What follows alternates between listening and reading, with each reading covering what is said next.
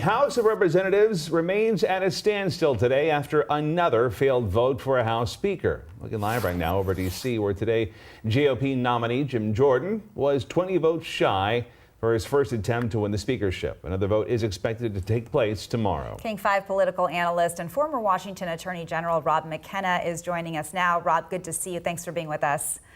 You bet. Thank you. So Jim Jordan was confident he had the votes, but 20 Republicans opted for essentially anyone but Jim Jordan. So why do you think that they couldn't get behind him? Well, I think that some of them are very upset about the process that resulted in Speaker McCarthy being removed.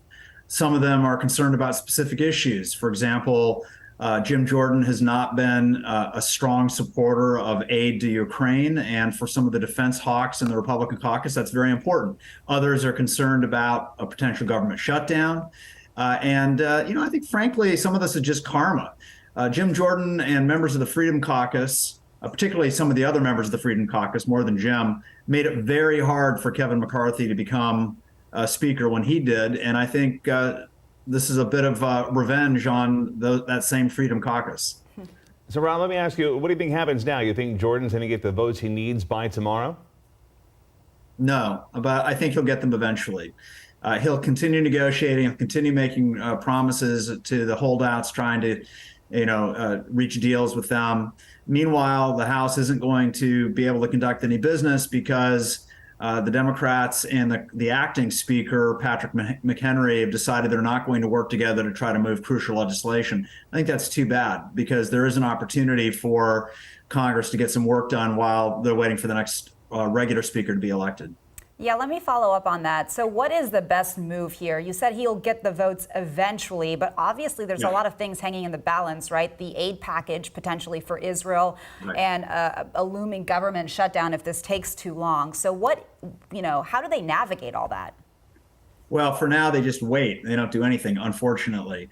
But it's clear that Hakeem Jeffries, the Democratic leader in the House, is not willing to negotiate a power-sharing agreement, and it doesn't appear that enough Republicans are willing to do that either.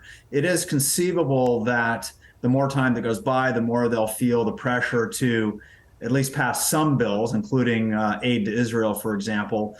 But, we'll have to wait and see how many days it requires before they decide that the nation's interests are more important than caucus politics.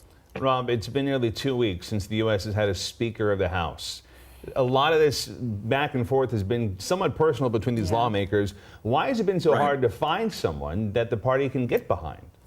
Because of the deep divisions within the Republican majority. The Republican majority in the House of Representatives is, actually pretty diverse. You have moderate Republicans and very conservative Republicans, all in the same caucus. And they've been fighting with each other, which sometimes happens when you're in power, right? You're fighting over how to exercise that power. So there are some hard feelings that have been left. And as I mentioned earlier, some of those hard feelings have to do with how difficult the Freedom Caucus made it for Kevin McCarthy to become Speaker, and then the move by Matt Gaetz to remove him under the unique rule that McCarthy unfortunately agreed to that allowed a single member to bring a motion to vacate.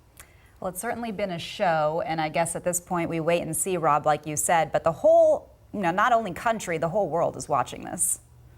Clearly, America continues to be the most important nation on the earth when it comes to times of crisis. We're seeing that unfold in the Middle East right now.